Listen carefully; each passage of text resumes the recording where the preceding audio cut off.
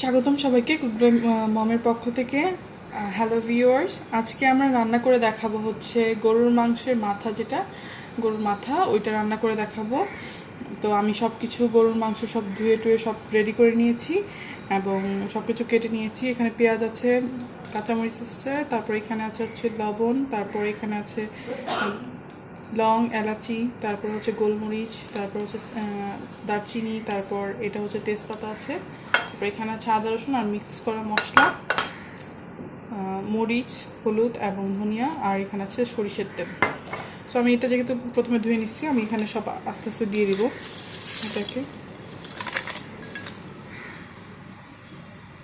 দিয়ে তারপর ভালো করে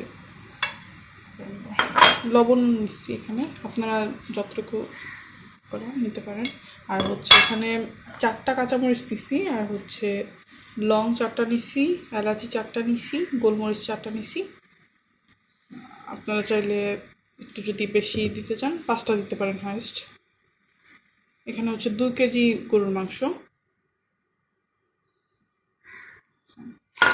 এখন আমি সুন্দর করে এটা মাখিয়ে নেব। তেলটা দিব, দাঁড়াও একটু খুলতে সহায়তা করো। Thank you.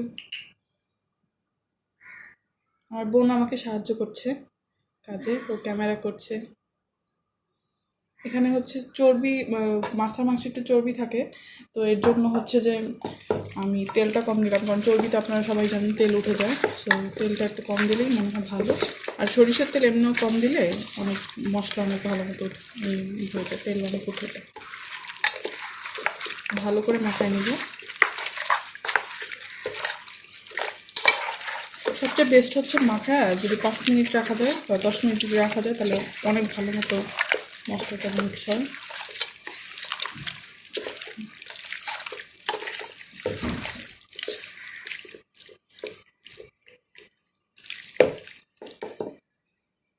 তো আমি এটার মধ্যে, এই বাটিটার মধ্যে মশলা ছিল, তো আমি এই বাটিটার মধ্যে একটু পানি দিয়ে নিছি, তো মশলাটা ধুয়ে যাবে।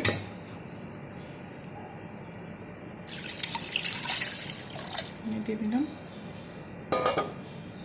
আর একটু পানি লাগবে।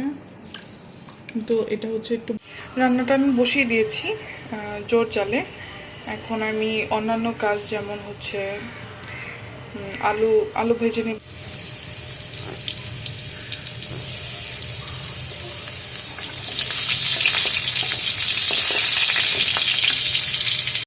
এই আলুগুলো দিয়ে দিব, যেগুলো আমি আগে ভেজে রাখছিলাম।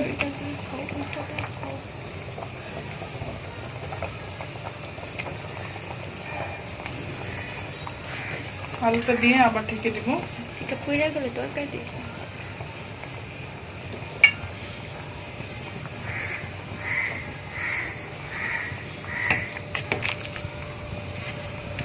আলুটা দিয়ে ভালো করে নেড়ে দিব।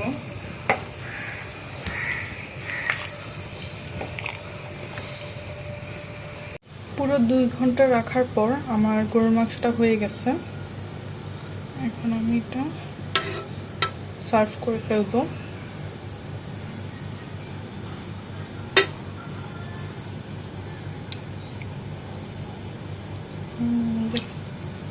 অনেক সুন্দর হচ্ছে, স্মেলটাও ভালো বেরোচ্ছে।